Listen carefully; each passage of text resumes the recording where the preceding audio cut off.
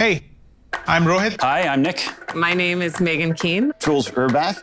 My name is Philip Losch. ProRes silicon has 3.5 times the transistor count, 4 times the unified memory, and 6 times the memory bandwidth of the M1. It's like a racing car. 4 times the performance in DaVinci Resolve, 5 times faster GPU performance, 8 times faster ProRes to ProRes rendering performance. In a typical shot, for example, a basketball shot, you'll do primary color correction, secondary color correction, magic masks, power windows with tracking, and you can apply all this in real time. This was not possible before. Imagine taking this performance anywhere. These new Pro chips allow you to create and shape the world in a playful way. Cinema 4D is nearly 3 times faster. Redshift is over 4 times faster. This completely unlocks new possibilities. The first thing that comes to my mind when I think of a scale test is just spinning cubes.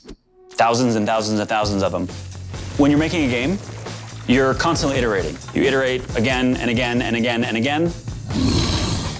The increased performance of these new Pro chips mean you can make more complex scenes, bigger games, better games, all on your laptop.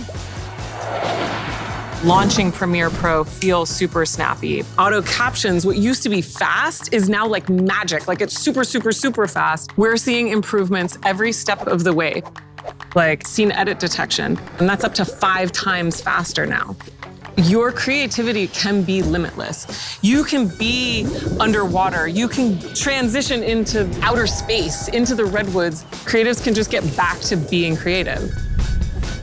There's never been a GPU with 64 gigs ever in a notebook, and it changes our entire workflow. For example, that 100 gigabyte Starship Enterprise, loading it all into memory, slicing through it, seeing every detail of that, it just hasn't been possible in any other piece of hardware.